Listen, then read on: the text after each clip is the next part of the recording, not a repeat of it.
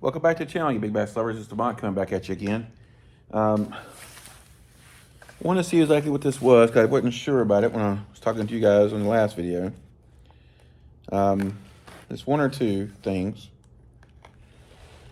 This time anyway. I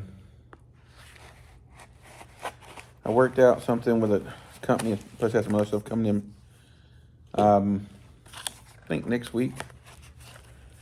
So, okay. It's got a box, and it's got a tube inside a box.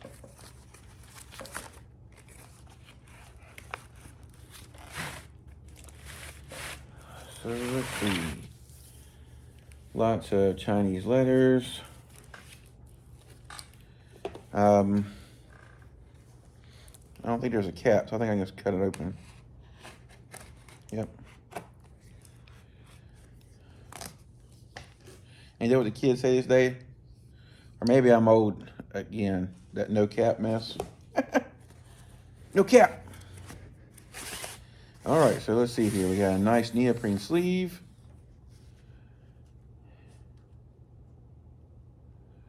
Okay, so let me set this down for a second. I'm thinking this is the JohnCo, but I am not 100% certain yet. Because it just says, Dearest Mebaru C762. Yeah, JohnCo. There you go, right there. JohnCo. All right. So this actually came pretty quick. I do like what I'm seeing right there. Kind of liking that too. All right, we're gonna look at this together in just a second. Now, if I'm not mistaken, this is their Ajing rod. This tip is really thin. Goodness gracious. I thought this was a light action rod. This appears to be an ultralight. That's an awful thing. Any more tips in here? No. No more tips in there. All right. So let's set this down for a minute. Let's take a look at this first. There's the reel seat. Looks pretty cool.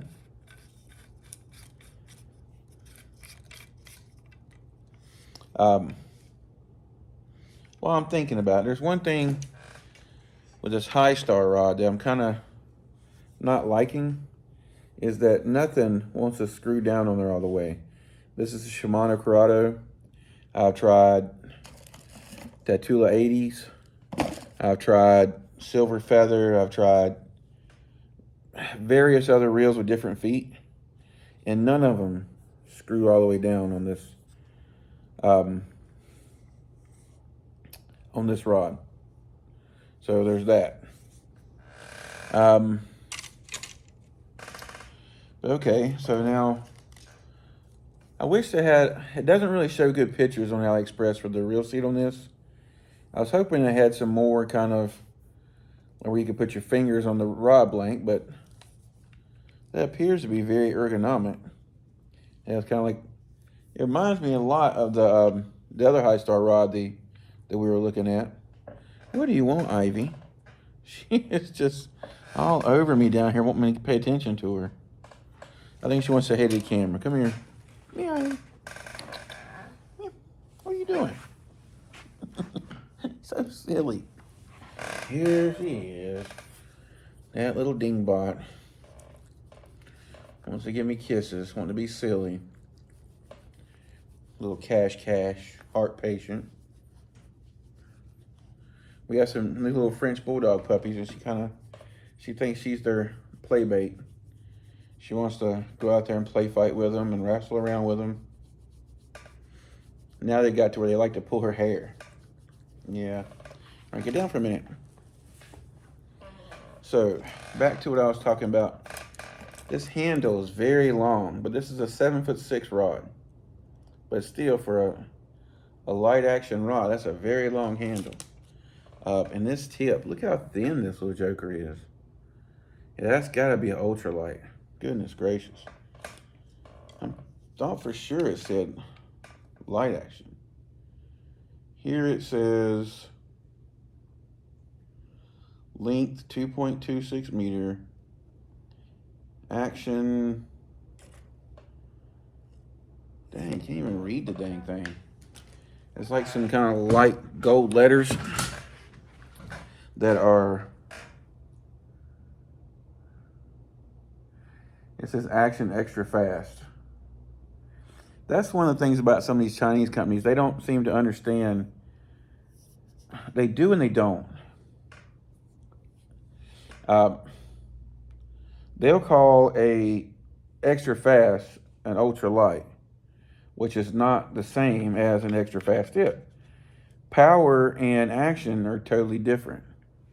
And they don't seem to understand that sometimes. So, is there any other thing on here that talks about, has Fuji guides? Look like they're phase light or alkanite, one or the other. It's got their telephone number on here if you can call, if you got a Chinese calling plan. JohnCo, made in China. I need to go look at that guy's email he sent to me. Lure weight 1 to 7 gram. PE 0.1 to 0.6 is what it wants you to use. So that has to be ultralight. But I'm pretty sure he told me on the email he sent me that this rod he sent me was a light action. But I guess I was wrong. And if so, this is like the longest ultralight I've seen to date. So yes, a really long rod. It is very, very noodly soft, especially in the tip.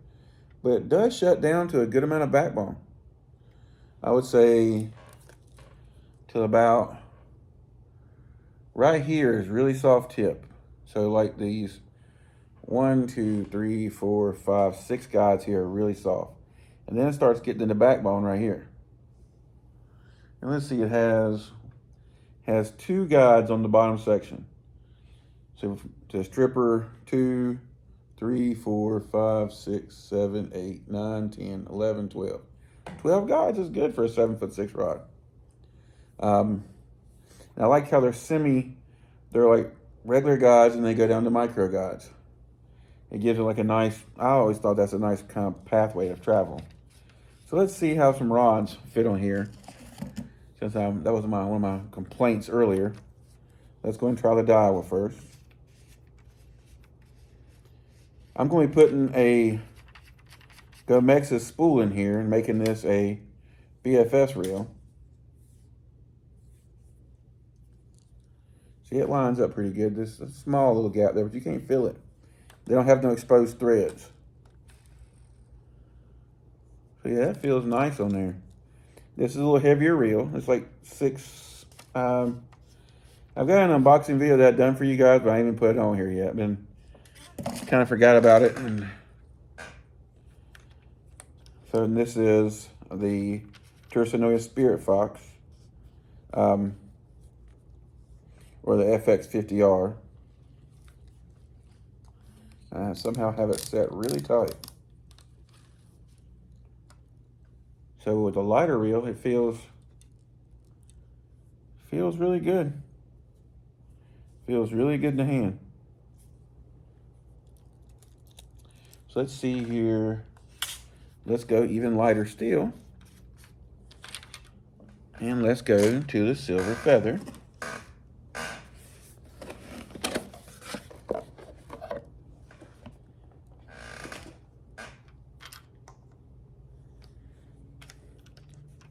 Now, silver feather, that's one thing I tried to tell Pure Fishing. This reel seat is really fat, but it actually does pretty good on here. This really silver reel, kind of, I don't know, with the gold accents, it don't look bad, but it's not my favorite. Probably the newer one would look really good on here with the gold accents with it. But, sorry.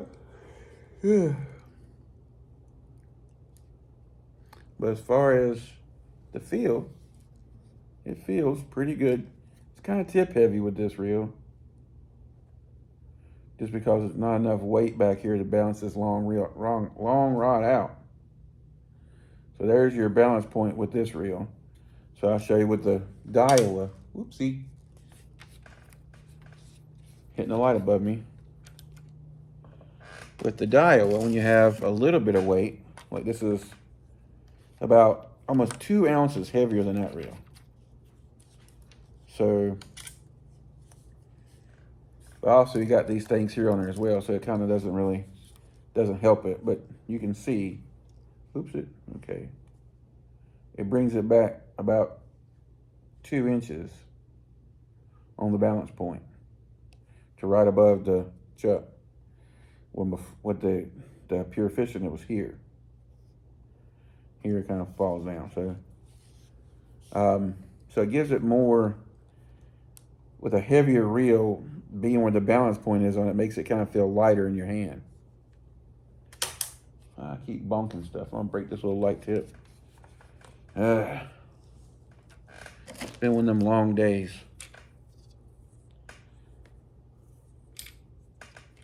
So here's the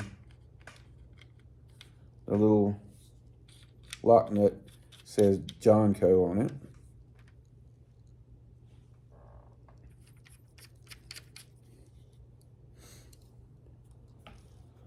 And